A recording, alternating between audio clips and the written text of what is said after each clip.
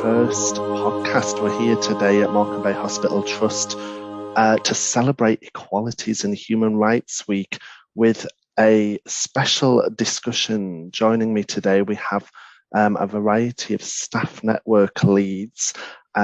So without further ado, let's introduce ourselves. For everyone listening, my name is Ben Maiden and I am the Chair of Staff Side here at UHMBT, and I'm joined today by some very special guests. So let's go around the table. We'll start with Hannah. Hi, it's nice to be here for this chat. Thank you, Ben. I'm Hannah Chandra Singh and I'm Transformation Lead for Race Equality, which is a role that I started last year after being in a network lead role for the Black, Asian and Minority Ethnic Staff Network. And you know, we've come a really long way over the space of that year and really grown the network. So it's really lovely to be here on behalf of the Bay Network. Thanks, Ben. Thanks for being here, Hannah. It's a pleasure to have you. Next up, we've got Gillian. Hi, everyone. I'm Gillian Day and I'm Inclusion and Diversity Advisor. I support and work with the Disability Network, work closely with our network chair, Sally Fenton, who unfortunately can't be here today. And I also lead the Forces Network. So I'm here in a support capacity and as a network lead. Great to have you here today, Gillian. And finally, we're joined by Lee. Welcome, Lee. Hi, thank you, Ben. My name's Lee and Jenkington, and I'm the LGBT plus network chair. My pronouns are he and him, and it's just amazing to be here and have this discussion with everybody today. Thanks for joining us, Lee, and thanks for all of you for joining me today, and thanks for everyone listening. I mean, it's something new for us here at UHMBT, but you know, I work closely with each and every one of you on this roundtable discussion, and I'm just so proud of the work we're doing, and to be able to get our message out there in this new way, it is really fantastic.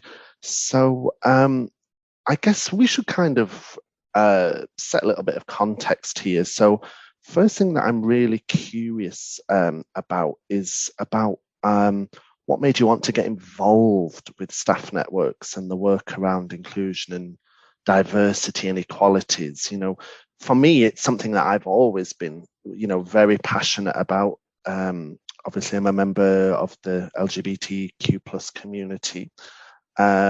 I have been a union rep, you know, for coming up 6 years now.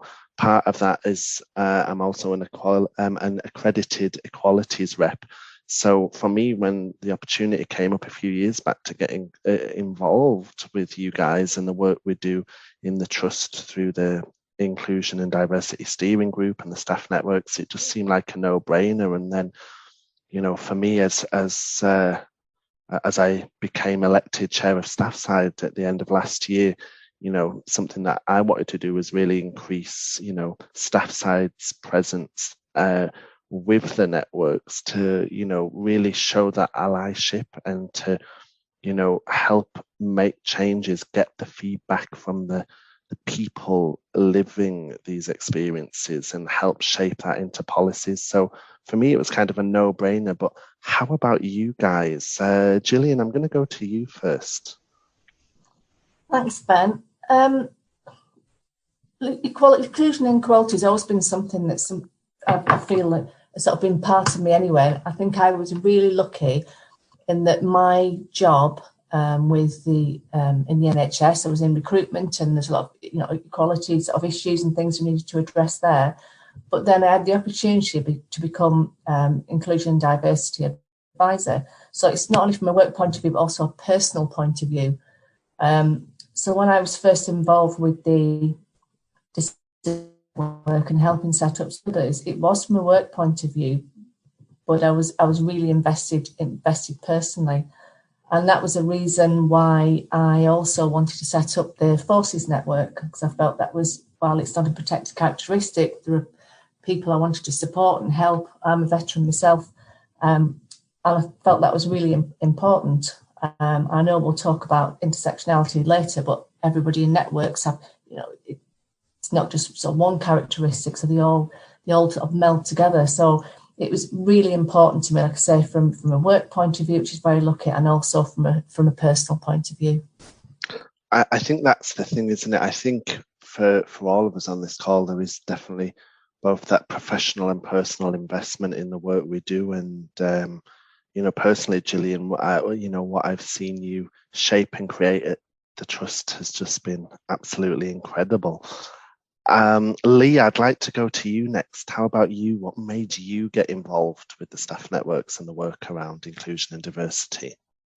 Well, similar to the other people, really. I, from a young age, always wanted to strive to be included and accepted. And as a member of the community what I live in, and especially I'm originally from Northwest Cumbria, and living in a rural area was really quite hard, really, for that acceptance and inclusion, and anybody who was different, we knew about it.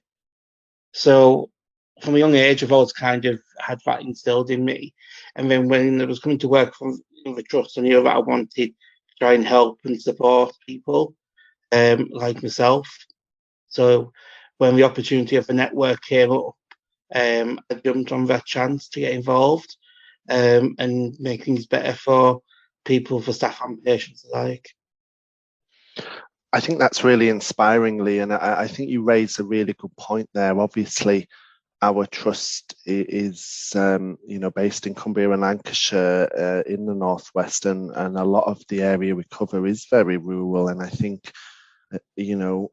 think, compared to other places, we're maybe not like the most diverse place, and I think a lot of minority groups have had to kind of really strive to gain the acceptance, but I think we're making progress. And I think the work that we do in the Trust, it really shapes that progress, and to see like the culture in the Trust become so tolerant and accepting, that's down to the hard work of people like yourself. Finally, Hannah, how about you? Let me know about your background with the staff networks and inclusion and diversity. So I didn't know that this was what I wanted to do as early as I think Lee and Gillian. So I'm from a mixed immigrant family, and we were very, very, very poor. And I was homeless as a teenager, and I was sort of the only ethnic minority person within 10 miles of where I lived. And what I wanted to do was get out of that and get a good job. So I went into marketing, and I did that for a while. And then I started working in the NHS, and I had this opportunity to be a network lead. And I thought, actually, this is exactly what I should be doing, because this is looking after people. And that is a really big part of me, even if I hadn't wanted to make that everything about me when I was trying to sort of get away from where I was. And once that ball started rolling, I realised, actually, no, that was absolutely entirely me. And having the opportunity to be lead for a staff network and to champion people and to raise up people's voices and to make sure that people were okay was the only thing that I wanted to be doing, which is why I've sort of moved from that network role now into equality and diversity and inclusion being my whole job, and never wanting to leave that at all. I honestly find that so inspiring, Hannah. And I think, what comes to mind when I listen to your story is quite often, people have come to me and said, are the Trust as inclusive as they make out? Is equality and diversity and inclusion as important to them as they make out, or is it a tick box exercise? And my answer is always no, it absolutely 100% is important to the Trust.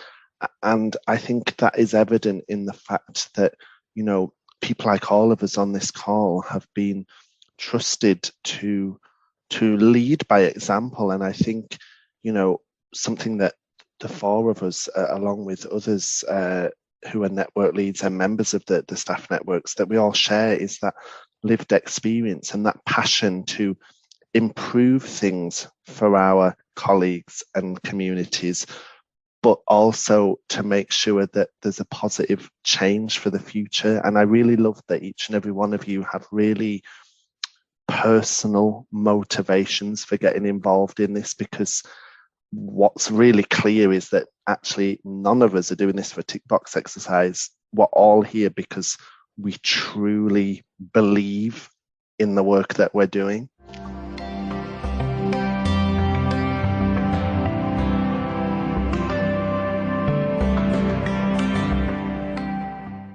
So the next question I have for you guys is around what Gillian touched on earlier about intersectionality. So we have a number of networks in the trust. Obviously, we have the LGBTQ plus network, we have the BAME network, we have the Forces network, we have the Disability network. There's a wide variety of networks that staff can get involved in.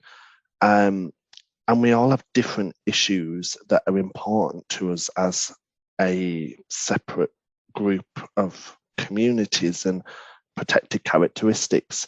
But I was wondering what you guys think are the benefits of us coming together as networks and why it's important for us to work together. So I'm going to put that question first to Lee.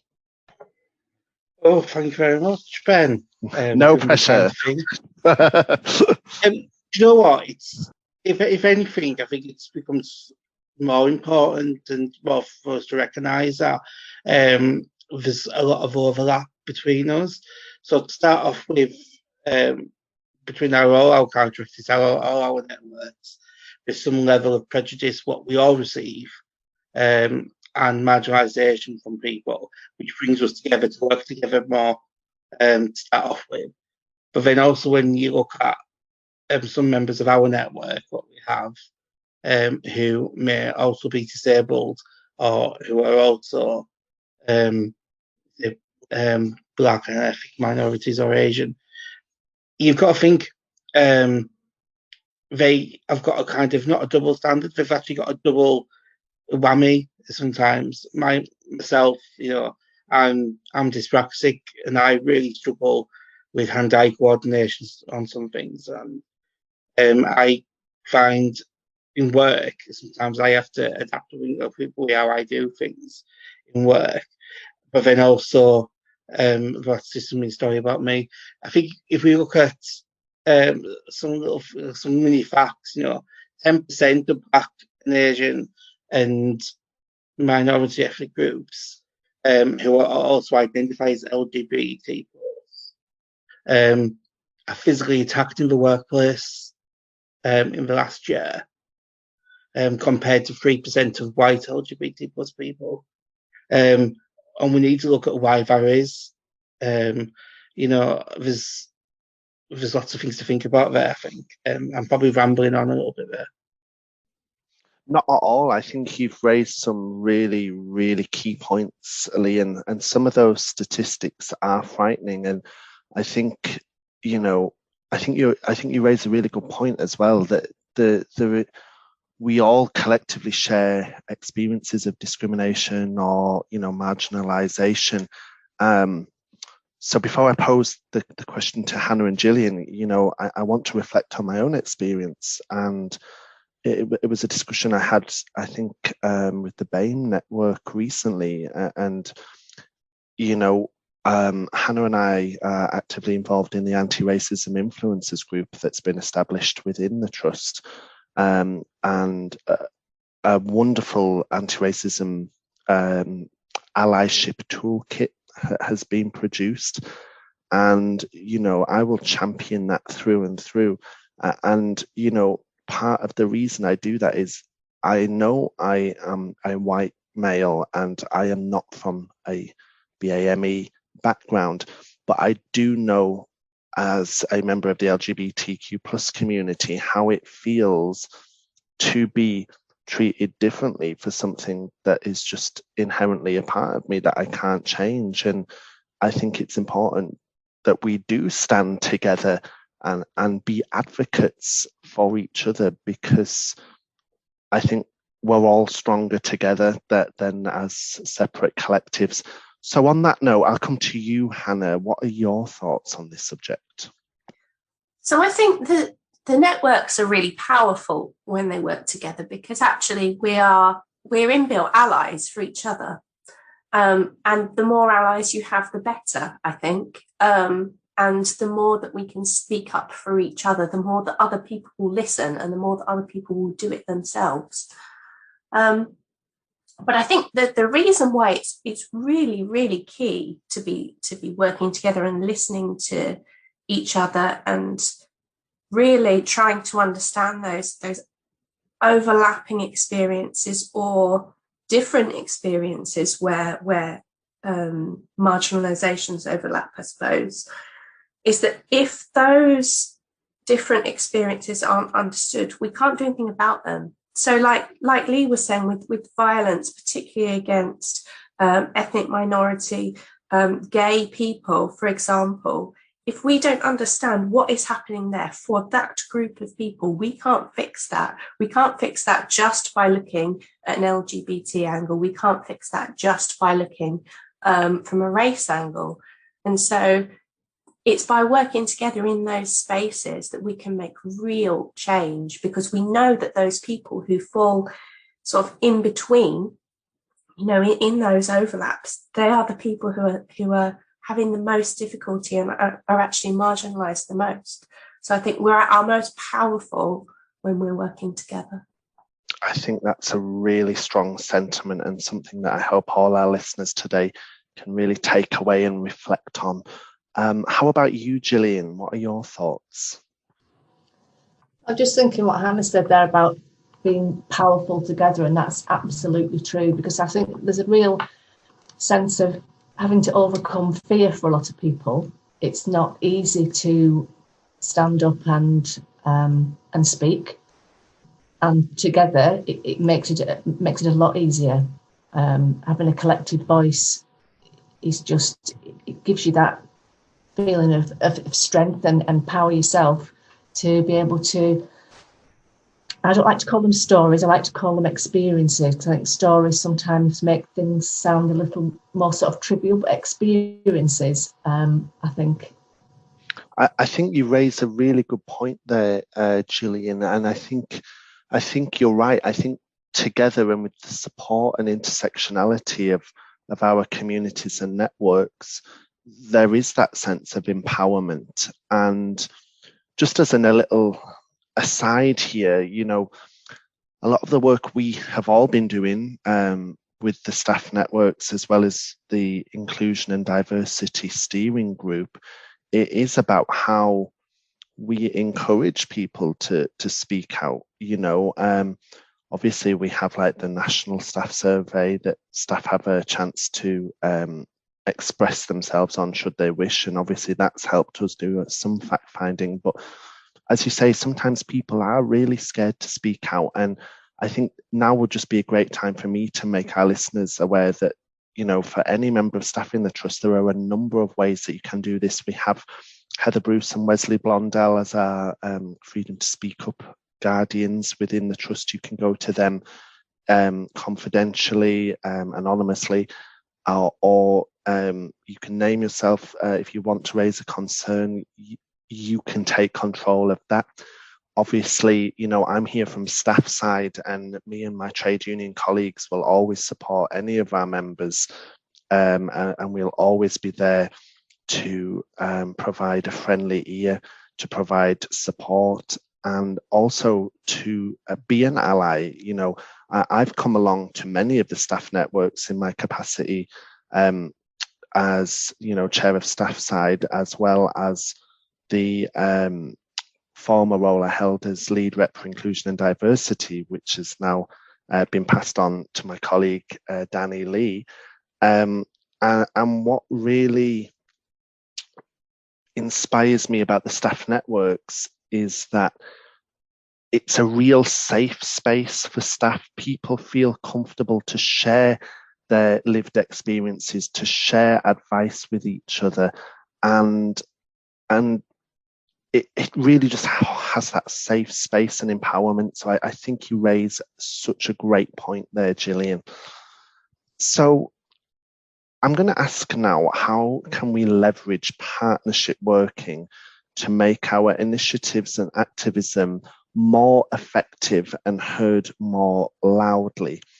And I'll take the floor on this first, because obviously something that I've wanted to do since being elected as chair of staff side is to increase staff side engagement with the work we do around EDI. And I think given the outreach that we have as trade unions to staff on the floor, we have a real voice and way of communication that can, really be utilized. And sometimes I think people look at trade unions as agitators, when actually we can be a resource to be utilized. And part of the reason that I also love engaging with you guys in the staff network is because for me, who engages, with the development of policies, when these policies are going to affect people, such as, carers leave, or be it access to work, I can get the feedback from you guys and ask the people that these policies are really going to directly affect and get their input whilst drafting them. And to me, that's the key of partnership is it would be very easy for the trade unions and HR to sit down and say, it should be this, this, and this. But it's not that simple. For example, we're hoping to ratify our transgender policy very, very soon. And that, we took the lead of Lee and the LGBT network on, because these are the people that it's most likely going to affect. So for me, working in partnership is about increasing that visibility and improving that inclusivity, I guess. But I guess I'm the one rambling now, so I'm going to go to Gillian on that. So what's your thoughts, Gillian, on how we can leverage partnership working to make our initiatives more effective? I think one of the things for me has been completely open and honest in our communication, because if we're not open and honest with each other, then we can't expect people to be open and honest back to us. It's building real sort of trusting relationships and creating a real sort of shared vision, and it's about how we share that with the rest of the organisation. Within the networks, we get it absolutely, but there are still pockets of people who don't get it. So it is about being open and honest. And when we have those conversations, we find that people start to do that back. They start to understand what we're trying to do. I don't understand what it's like to be somebody else, just as somebody doesn't know what it's like to be me. So it is, we need to really, work together. And also it's about evaluating what we do and inviting other people to do that as well, because we might think we're getting it right, but are we? So what does everybody else think? So it's about going wide and getting other people to have that opinion and viewpoints from every angle, and understanding each other's motives and interests. It's just it's the conversations, and again going back to being that open and honest communication, which I think is really key.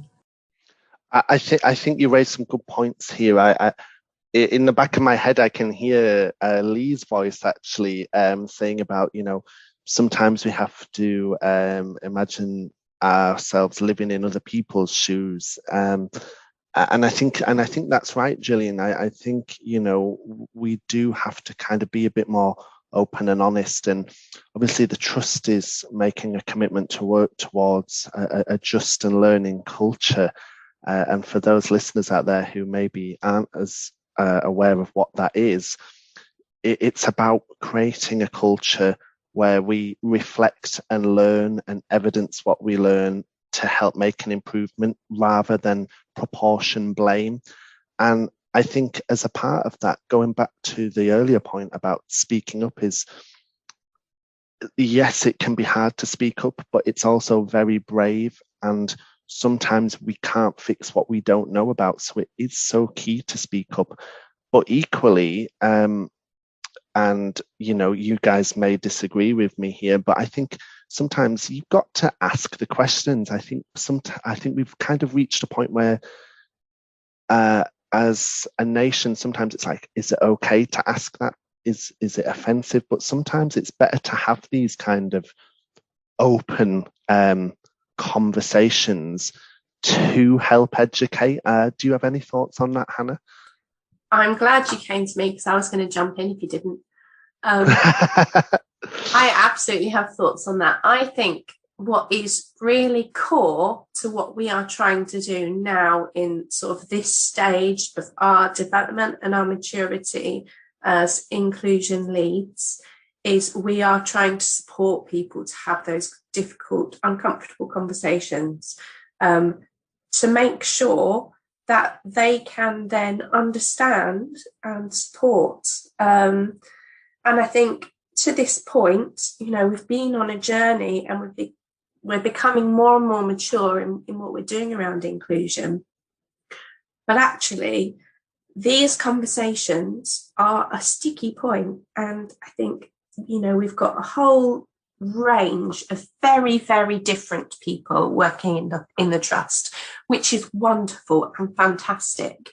But not everybody is going to be comfortable having conversations about everything, and that's just the way that people are, which is fine. But what we are trying to do now, with things like the anti-racism allyship toolkit, with things like our inclusive behaviours training, is really give people some structured support to be able to have those conversations in a supportive way, in a way that doesn't make them feel attacked, doesn't make other people feel attacked, so that we can explore this together. I couldn't have summed that up better, Hannah. I wholeheartedly agree. And I think it's great that we've got such a clear vision of the work that we want to do and the culture that we're striving towards. Lee, what are your thoughts on the topic of partnership working and how we become more effective? It's a great question, and you're picking up on it. As I'm listening to the others and yourself, I keep thinking, we could do this, we could do that, or what about if we did this? And the ideas just keep popping up, because together we are more powerful, and our activism never stops. And I think for me, that's something what I've learned throughout my years of activism is that in a way we're still having the same issues or the same arguments and the same discussions 10, 15 years on, and I'm sure we maybe will in 10 years' time. But at the same time, we can see improvement because we've been doing things. And I think what's going to be more important is by working together and sharing our resources and learning from each other, we can actually make a difference. We've touched on the culture, and I think we can't change our culture in the trust without having our EDI, our inclusion, equality, and diversity stuff, getting that right, because otherwise we're setting ourselves up to fail.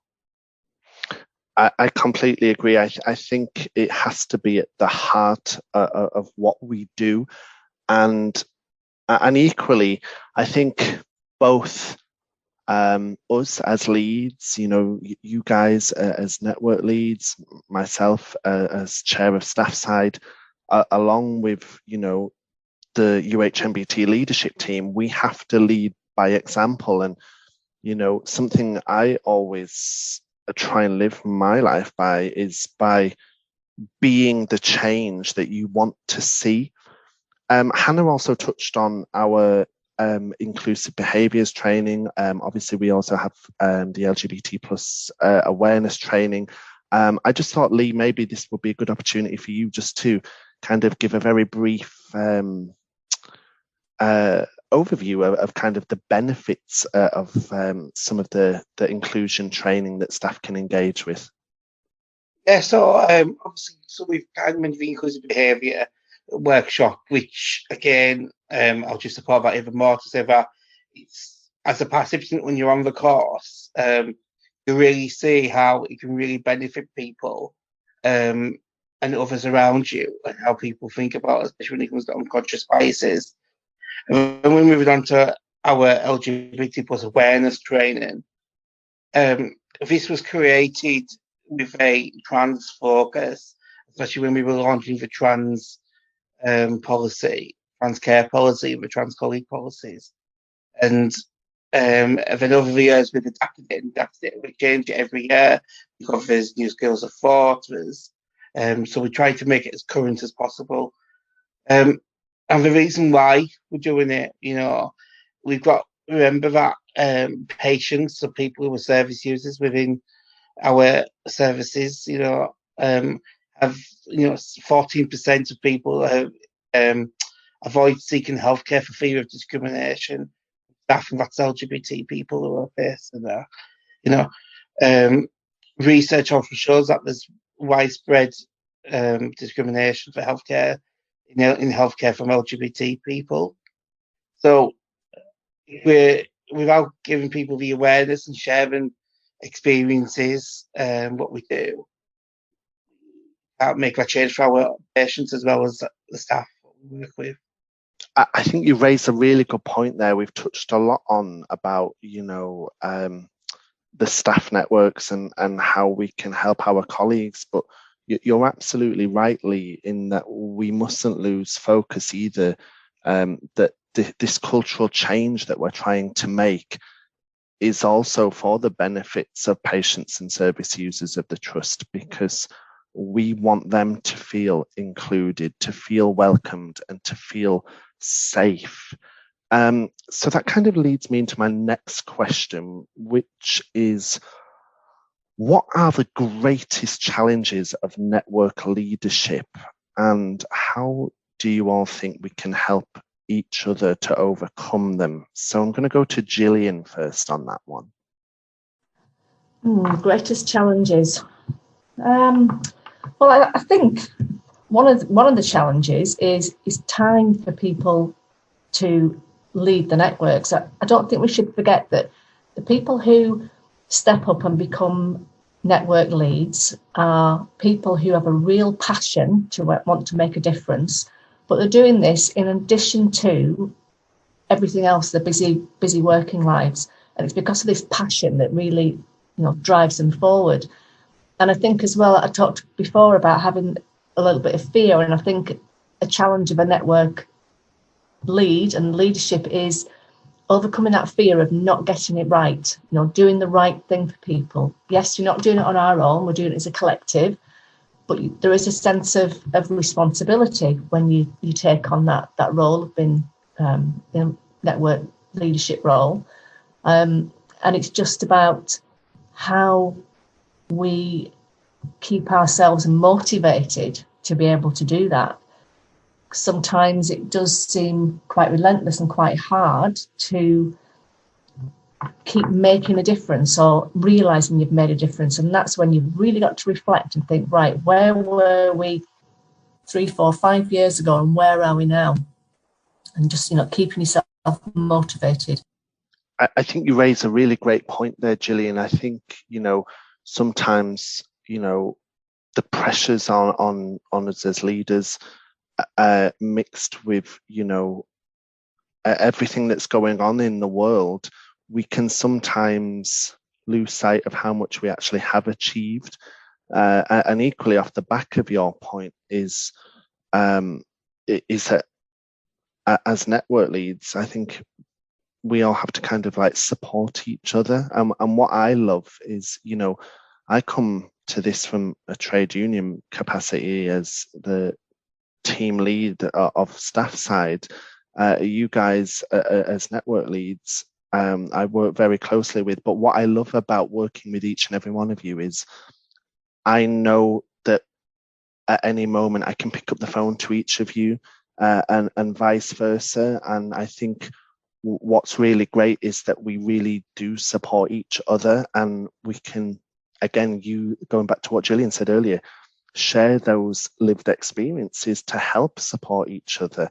So Hannah, I'll go to you on that question next, about what you think the greatest challenges are and how we overcome them. I think I agree with everything that's been said so far. And I guess I'll add to that, that a lot of what we do as network leads, not so much in my role now, but I think certainly Lakshmi Patel, who's our network chair, and our other leads would feel this. I certainly did when I was in that lead role, is that we are trying to make change without any hierarchical authority. And that is really difficult, actually. So we're listening to a lot of people's different experiences. We're hearing that something needs to change. We are there to support them, and we're being that voice. But actually, we don't have the power to directly change things unless people listen to us. And that is hard. It's not an easy thing to do. I think we are really lucky here at Morecambe Bay because our senior leadership is overwhelmingly very supportive of what we're doing. I think all of our networks at the moment, but it's still a challenge. And I'd echo completely what's been said about us needing to be there to support each other. And I think the support networks that we have between us as network leads and EDI leads is amazing. And EDI work is, I mean, there's a challenge in being a leader anyway, isn't there? But I think if you're working in the equalities world, you really care. As Gillian said, you really, really care about what you're doing. And if it's difficult or if it's not going well, that really hits you where you live. And it, a lot of the time people don't get it, and we are having very difficult conversations. So I think with all of those things together, we absolutely have to be solidly there for each other, which we absolutely are. But I do think there is definitely an emotional toll to it, as well as actually this is really quite difficult to manage in this position. It's quite a unique position, I think, being a network lead. I think you summed it up beautifully there, Hannah. Lee, what are your thoughts on the subject at hand? Just pretty briefly picking up where Hannah left off there. I think you've got a multifunction when you're a network lead. You're a support, you're a peer supporter, but then you're also there to liaise and with the senior leadership team to try and make things better for your network and the things that are happening. So it's a very varied role, and then for us as well, and sure with the other networks as well, we have a level of community engagement as well. So it's very varied, and what we're looking at. For me, I'm going to pick up on us as a trust and where we sit at. The challenges for me as well in our network is one, our rural. So we're in quite a rural area, as well as an urban area is what we look after. But you've got a level of rural isolation, and just because we're members of staff doesn't mean that we don't suffer that rural isolation as well. So things like physical meetings pre-COVID was definitely an issue. And then we're moving into COVID, that's been a difficult thing for us all. I think in all our networks, we've all had barriers, what we've had to try and overcome and try and make our inclusive things what have been happening with us, especially in healthcare. But then also we've been using online a bit more. So for some people who we've not been able to engage with that much pre-COVID, because of physical rural isolation, we've been able to contact because of online measures. But on the vice versa, some people maybe have dropped off the radar because of mental health or things like that, and they've needed a bit more encouragement and support. So yeah, sorry, it's so for me, those are like the challenges. What I'm feeling like with having at the moment is that rural isolation, but also being in this pandemic world is really hard at the moment. And we luckily we've got everybody with support between us, which is great. No, I think that's a really fair point, Lee. I mean, you know, speaking from an LGBT background, you know, ruralization is very hard, and you know, for a lot of LGBT people who are single, you know, that can add to the feeling of loneliness, and then add on top of that, you know, the isolationism of the pandemic, if you will. Obviously, for some people, that could be a real mental health trigger. And something I just wanted to thank you personally for, Lee, is I know that you have engaged with all of the network and just touched in with little welfare checks. And sometimes something like that is just so powerful. And I just think it's nice to be nice, you know. You raise another great point, Lee. You've touched about how COVID has been an impact for all of us. Hannah, I just thought maybe this would be a great point for you to come in here, because obviously it's been in the news a lot about how, you know, the pandemic has disproportionately affected BAME members of the public. So how, I guess my question is, you know, what additional challenges do you think the pandemic has brought for your network? I think that's a great question, and actually it has brought some real panic and stress and anxiety for a lot of people. It's brought with it safety concerns. I think in the first months of the pandemic, when we were about May time 2020, the results were coming in, you know, looking at how many people had died from COVID, and I think it was about 97% of medics were Black, Asian, and minority ethnic. So immediately in the pandemic, we knew that we had to take significant action straight away. But what actually did come out of that, out of all the really swift action that we had to take, was that it really galvanized the network. Everybody knew that, you know, as an ethnic group, a very wide ethnic group, but as an ethnic group, we were at higher risk from dying from COVID, at higher risk of complications. We were more likely to be worse hit financially, and that we had these additional barriers as well with things like PPE not fitting or being more likely to be on the front line. But it was in the headlines and it was recognised. And at the same time all of that was happening, we were in the wake of Black Lives Matter, which was an enormous global event last summer. And so all of those things sort of came together. And as much as there was absolute tragedy and sadness, and you know that continues, it has brought positives. We have come together, we've talked to each other more. Being able to be in this virtual space means that we are connecting with each other better. We're able to respond to the needs of people in our network better, and actually people who are outside of that space, who might not have understood the issues before, are listening. So it has been double-edged, I suppose. But we absolutely have to recognise that last year completely changed the nature of the nature of work for all of our BAME colleagues, but also completely changed the nature of the network.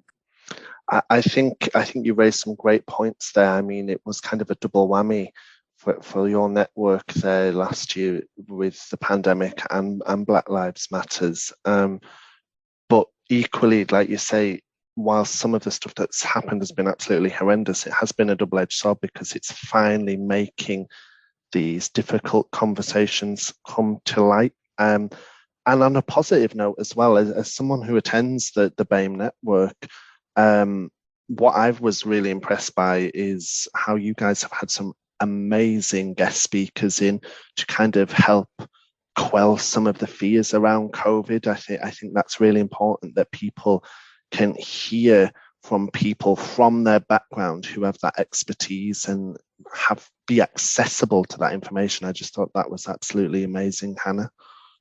Thanks. It's been really important actually to be thoughtful about what we've done this year. The network has played an enormous role in the vaccination process, for example, because we also know that Black, Asian and minority ethnic people are less likely to choose to be vaccinated for a lot of really good reasons, historical reasons, current reasons. But actually, having the network there as a really trusted sort of set of people to be able to have those conversations in a really careful way, respecting people's views, but talking about what the options are, I think has really made a big difference to that. Things like vaccination, PPE, all those difficult issues that have actually had whole other layers onto them because of ethnicity. It has been a perfect forum for people to come together and feel that they can be vulnerable around those topics. Wholeheartedly agree. Gillian, do you have any reflections you'd like to share on how the COVID-19 pandemic has impacted us from an EDI point of view? Yeah, I think thinking about it from the disability network, one of the things that I think became apparent was people who've been living with a disability or some sort of long-term illness, when the pandemic hit, they had to come forward and tell people. They may have been living with that and coping quite well, all the coping mechanisms in place, not needing any help. But the pandemic threw a whole new set of problems. So then people, again, they had to be brave and sort of say, look, I have something that I need support with, where they've been managing quite well for a long time. So I think that was something that came up, and I don't think that's a bad thing. I think it's helped. It's helped a lot of other people now feel able to say that they have a disability or a long-term health condition.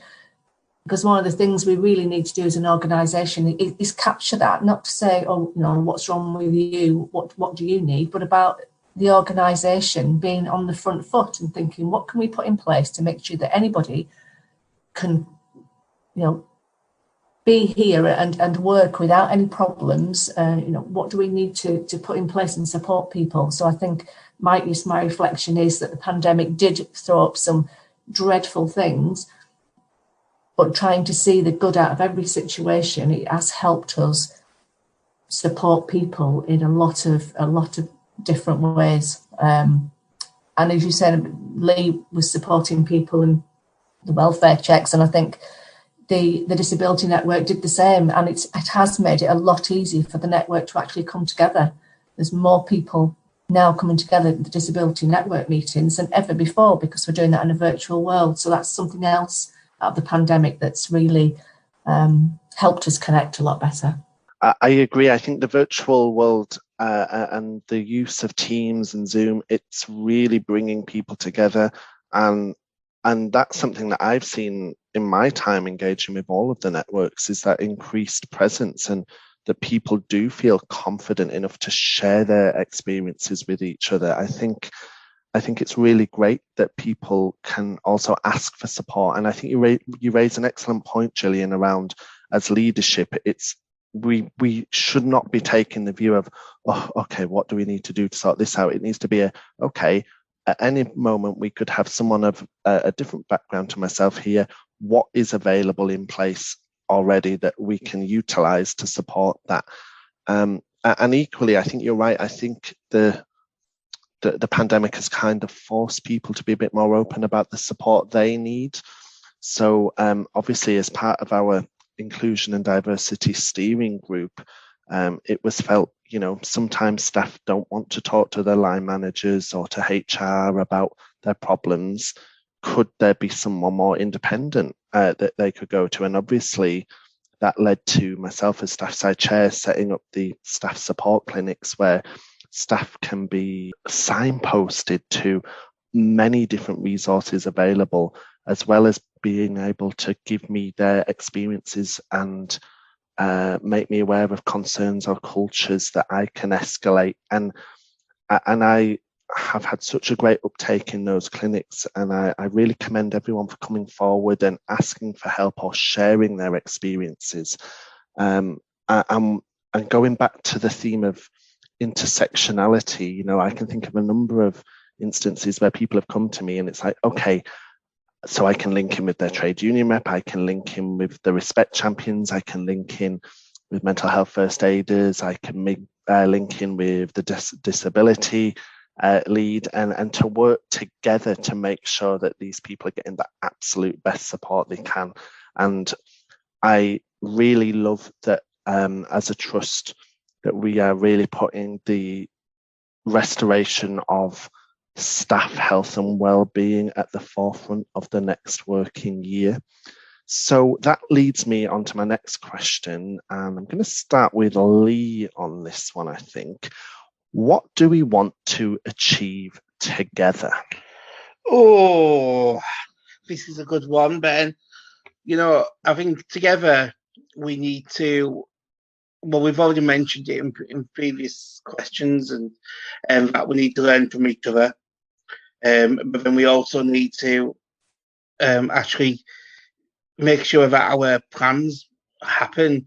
So we all our networks have what we want to achieve over the next year, over the next few years. But actually, I think we need to encourage each other to do that, and support each other to do that. And yeah, so I think that's how I see it. I'm sure if you came back to me in 20 minutes' time, I'd have a different answer. But but yeah, for me, I think if we're going to work together, we need to listen to each other and then help each other actually achieve our goals. We meet quite regularly, every few weeks, and to discuss our little problems, what we're having, or how we can work on things. And somebody might say, "Oh, well, have you thought about this idea?" And that really helps me think about, "Oh, actually, I never thought of it like that." I'll do that. I'll contact this person instead. So for me, it's really helpful. I fully agree, Lee. Fully agree. Gillian, what are your thoughts? What do we want to achieve together? Well, I think, and I was going to say quite simply, but it's not simple. I think I want us to achieve together that when people come to work or they're accessing healthcare, that they bring the whole person with them. The whole person comes through the door and they don't feel they have to leave part of themselves outside. That's, in a nutshell, what I think we want to achieve together. The whole person needs to be able to access healthcare and come to work and not have to think about, I can't say this, I can't do that. I think that's such a beautiful sentiment, Gillian, and I think that's something that absolutely as a trust we should be striving towards each and every day. Hannah? I don't think I could put it much better than Gillian there, to be honest. But I think that we recognise, and we've talked about it at different points through this conversation, that we have some really, really different people who have very different experiences and very different challenges. And what I'd like us to be able to achieve is that we are we're seeking to understand people and give them the support that they need, whatever that might be, not seeking to put them into any sort of category. We're here in our three capacities for our three disparate networks, but actually that's not the reality of experience. And we may be a way off this, but that is what I'd really love to achieve. I'd love it if, a person could come in, be able to have a conversation with their manager, feel comfortable to do that, and for their manager to be able to speak to them, understanding those different parts of them. And it, like Gillian said, that can't happen without people being able to bring their entire selves into work. But it also can't happen without each of us. And there are different things as well, thinking more practically, but beyond this question. There are things that we're each doing. I'm doing a lot of work around race equality because my role is very, very specific. But in pursuing race equality, in changing policies, for example, I've got an opportunity to then change that policy. So why am I just doing that for race equality? There's an opportunity to improve things for transgender people, for example, in that policy. In the same breath, we should be working together to do that. And I think between us, there are things that we can achieve. We've got a real golden opportunity, I think, at the moment, while people are talking about different experiences and inequalities, while it is so at the forefront of people's minds and the media and the NHS. I think we've got a real opportunity to make things change. I think that just sums it up perfectly, and it really, I feel very positive about the future of the trust and the work we can do, given the diverse people who are driving this agenda forward with such compassion. And to kind of finish on a positive note, I've got one last question for each of you, and I'm going to start with Gillian on this one. What are you most proud of us achieving in the last year? Gosh, in the last year, most proud of achieving. Well, as an organisation, we got the #1 spot inclusive employer, so that's collectively, that's a huge thing. But I think as the networks, I think in the past year we've come to work more closely together, and I feel that we've really made another step, and I think in light of the pandemic, I think the achievement of us keeping everything going and keeping everybody connected and staying in touch with people, I think that's been a massive achievement over the past year, when everybody's been struggling with the pandemic and what that's thrown up, work and personally. So I think that's a massive thing, keeping everybody connected and keeping this agenda running, despite everything else that's been thrown at us. Definitely. Hannah? I think there are two things for me. And one is, I'm just so proud of the way that people have come together to keep each other safe, particularly for the BAME network. We've done risk assessments for every individual. We did it in a very short space of time at the beginning of 2020. We have gone through supporting individuals with PPE, making sure that they had access to hoods, or they weren't put on frontline services where they didn't have appropriate PPE. We've kept people as safe as possible, and supported people through that. So we've got Amit, who's our BAME Network COVID Speak Up ambassador, and he's been in post since about this time last year, specifically to help support people and make sure that people were kept safe. And then through vaccination as well. So we've reached, I think it's 93% of BAME colleagues have now been vaccinated at Morecambe Bay, which is a phenomenal number, especially if you look around the country. And I think the way that everybody in the network and in workforce side, actually, and occupational health, has pulled together to make those things happen, to keep everybody safe, is phenomenal and needs to be recognised. And the other side is just how we've supported our people. So you recognised earlier, Ben, how much of a priority it has been to support people's psychological health. And I think that's really been seen through the network and is continuing. So we've got so many people who come into the network meetings now, not just ethnic minority colleagues, we've got allies as well. And we've also set up some new listening cafes as well, which is supported by trained therapists from occupational health. And that's every 2 weeks on a lunchtime for people to be able to talk about what's going on in a really safe space. And I think that is something that has really increased in the last year that I'm just so proud of being able to do.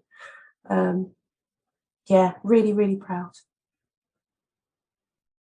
I think there's some really wonderful achievements there. And just off the back of that, I'm also proud of the fact that staff are kind of taking on board that message of it's okay not to be okay, and it's okay to talk about that, because I'm a big believer personally that a problem shared is a problem halved. And the more that we can come together and support each other and enter that dialogue and lift each other up, I think it's a wonderful thing. Lee, how about you? What has been your biggest achievement that you're most proud of in the last year? Well, I think for me, if we look at the work our network's been doing, we've been doing it for a few years now, and also feeding into some of the trust strategy and things like that. Not until now, in the last 6 to 12 months, I feel like I'm seeing the fruits of what we've been doing. So it's little things like we have people emailing the network more because of visibility. People are asking for support. People are joining the network.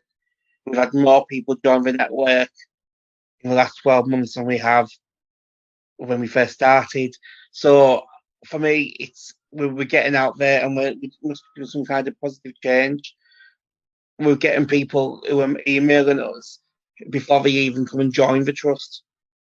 They want to learn about the network, or they want to apply for a job, and the idea of having an LGBT plus network made it really attractive to come and join the trust.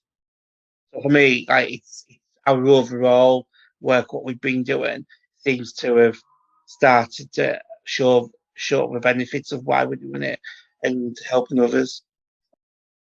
I think that's really inspirational, and I really love the fact that, you know, that the work that all of you are doing is really boosting the profile of both the trust and the networks, and that, you know, the fact that we've got people engaging with us before they've even joined the trust. I just find that so incredible, and each and every one of you inspire me so much. I think for me, I'm very, very grateful that I can engage with all of you. And for me, I'm proud that my staff side colleagues are becoming increasingly more engaged in the work around inclusion and diversity. I'm proud that we are linking in with you more in terms of how we support our staff and how we get your input on a policy level. And I just want to give you the commitment that as long as I am chair of staff side, and I'm sure long after, is that, you know, staff side will always fully support you guys in the work that you do, because, you know, it's so invaluable. Like you couldn't put a price on it, you know, and I think sometimes we have to stop and really reflect and give ourselves that pat on the back, and you guys certainly should do that. So I'm going to bring us to a close now. So I'm going to open the floor to you guys. Is there anything that you'd like to say as a parting message to our listeners today? I'll start with Hannah. I'd just like to say a really big thank you to all of you, not just for this call today, but for everything that you do. Lee, Gillian, Ben, Sally, Fenton, and Lakshmi Patel, who haven't been able to join us today as well, and every single person on our steering groups. I think we are doing some incredible work together, and it wouldn't be possible without each and every one of you who are putting in all of your passion and your time, and a lot of that is on top of jobs that you do day to day. So I really want to recognise that and thank every single one of you. And the other thing that I'd like to say is, if you're listening to this and you're not involved in the staff network, get involved in the staff network. You don't have to have any of the characteristics personally yourself. If you are committed to being an ally to that group of people, you are more than welcome to join. I would say certainly for the BAME network, and I'm sure others would say the same. But we would love to welcome you to our networks and start having discussions, even if you're not confident, but you know that you are committed to being an ally. So yeah, absolutely join us. Thanks, Hannah. Gillian?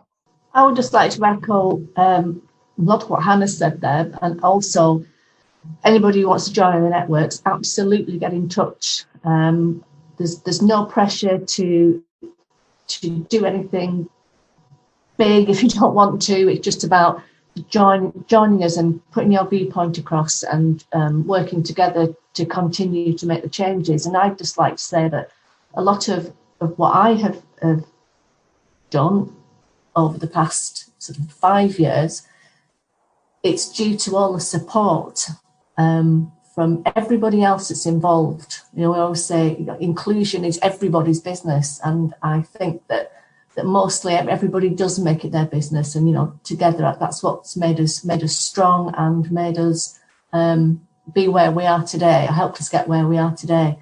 And I think that we should all just take the time to reflect every so often, just to look back.